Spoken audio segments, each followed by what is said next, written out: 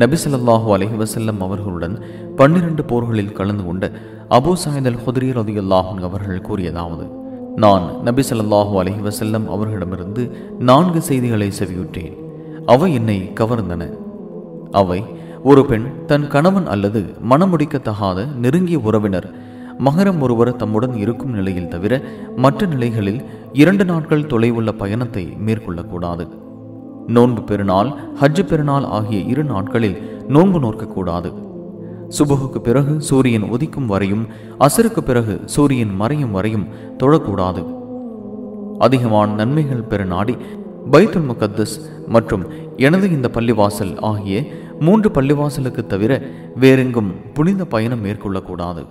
சஹீஹுல் புகாரி 1995.